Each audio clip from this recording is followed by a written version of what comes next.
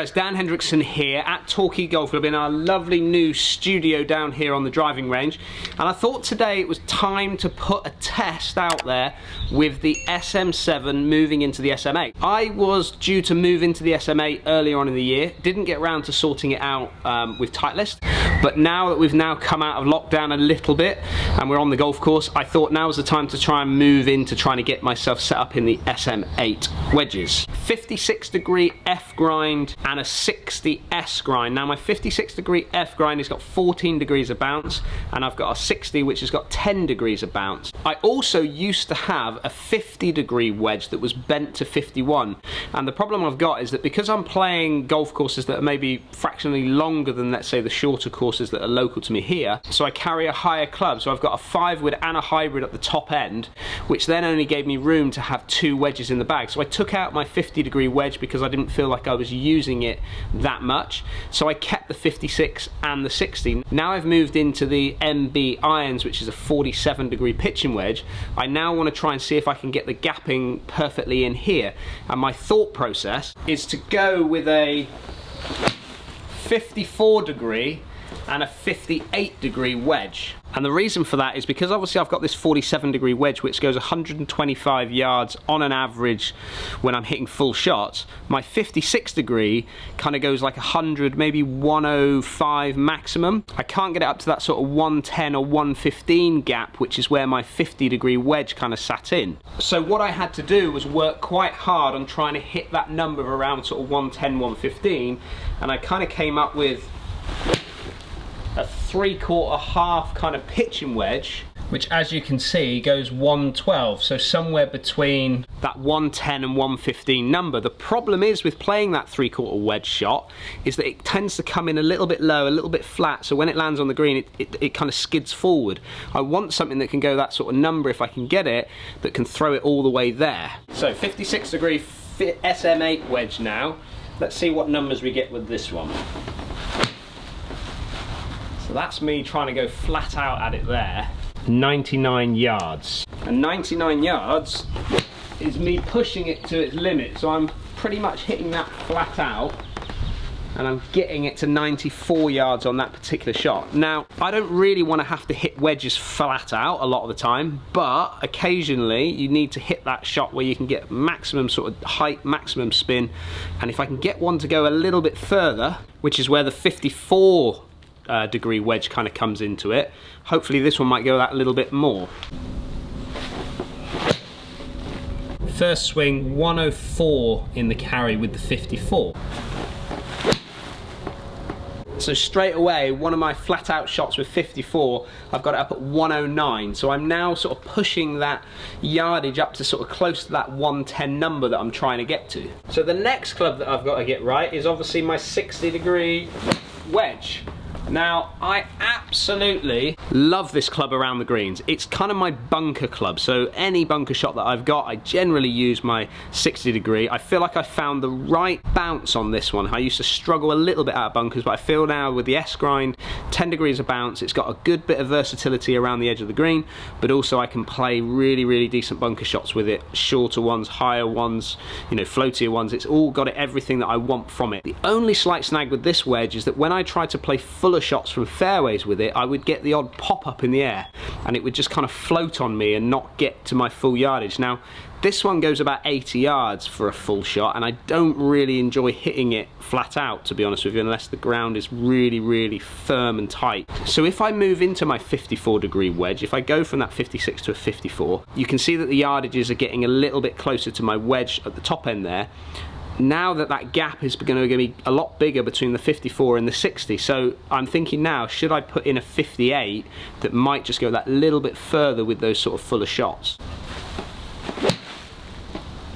When I look down at the club, I can see that there's a little bit less loft. Obviously there's 2 degrees, but it's quite a noticeable 2 degrees when I look down on top of the actual club itself, set up to the golf ball. And then when I've hit that first shot, the flight is definitely being pushed forward more. It's keeping its flight down a little bit, but it's being pushed forward, which with my SM7, I felt that it was just wanting to jump on me pretty quickly up in the air. So instantly, first shot that we've hit is 90 yards in the carry.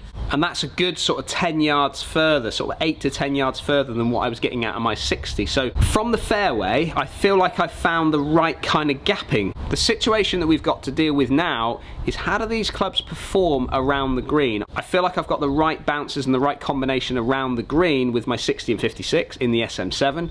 Now, is that going to sort of change a lot when we move into the SM8 and we move to 54, 58?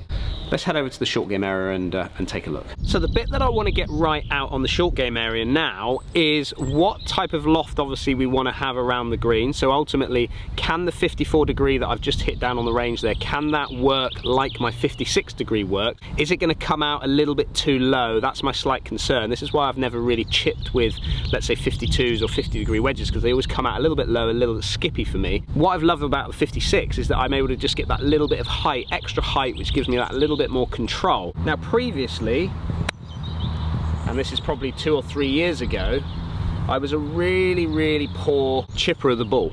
I was really struggling, which is why I went into a 14 degree bounce option in the F grind in my 56 degree wedge, because I felt like I wanted as much help underneath the ball as I could get, and the 56 degree 14 gave me that option. Vokey has released a 12 degree D grind, and this grind is slightly different. It's kind of more of your kind of, I suppose, the player's grind for a thicker sole, higher bounce wedge. It gives you a little bit more sort of versatility around the green, so I can sort of lay the club a little bit flatter, I can stand it more upright, and the little bit of grinding off the edge of the back of the wedge is just giving you that little, well, a few extra options basically.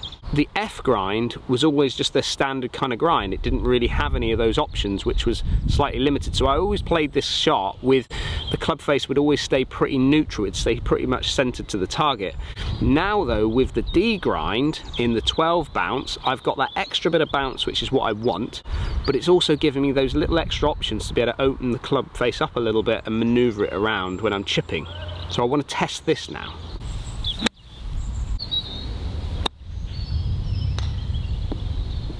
So the good thing that I've got here is that I'm not feeling a massive amount of difference from when the club is interacting with the ground. So the bounce options are feeling pretty similar. That 2 degree difference when I hit the shot is not feeling a massive difference there at all. So the 12 degrees kind of works quite well for me.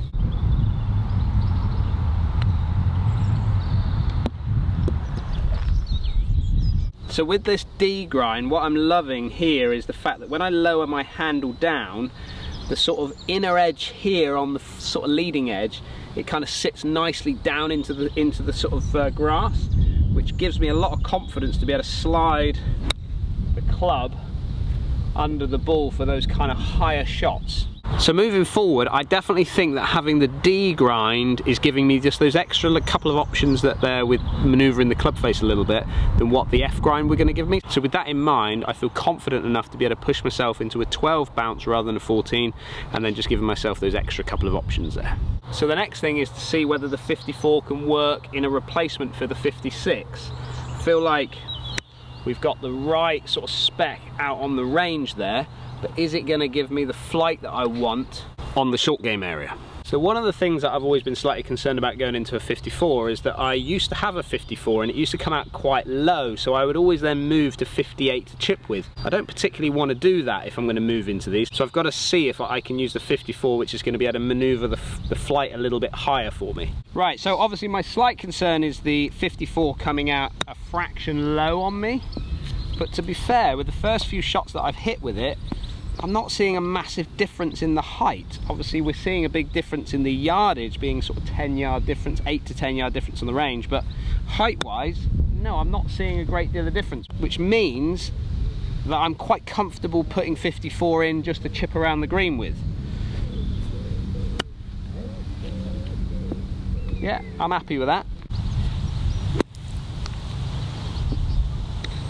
Right, massively important part now, 58 degree S grind with 10 degrees of bounce, so same wedge, and can it perform the same as the 60? I mean, we're talking 2 degrees here. I wasn't seeing a great deal of difference in the 54 when I was chipping compared to the 56, so I'm hoping that I'm not going to see a massive difference here with the bunker shots with the 58. That is pretty much the same flight that I'm getting compared to the 60. same club, really, as far as I'm concerned. From what I can see from my eyes, I really wanted to whip one up. Open the face right up.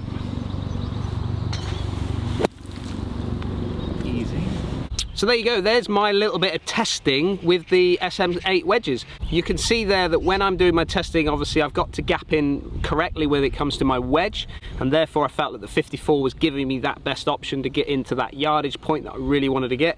Also really liked the fact that the 58 was able to just flatten that flight just a fraction when I was hitting fuller shots with it, and obviously I was still maintaining a decent bunker type of action with the 58 as well. So for me this year I'm going to go 54 with the D grind in the 12 bounce, and then I'm going to take the 58 with 10 degrees in the S bounce. So I'm going to keep it very much the same when it comes to the lob wedge, just that 2 degrees less loft. Put your comments down below, let me know, have you been through some type of fitting yourself? Have you moved over a few years with different types of lofts and bounces in your wedges? I'd like to hear what you have to say. Don't forget, if you're new to the channel, hit that subscribe button, give us a thumbs up if you like what you're seeing, and as always, stay safe and we'll see you soon.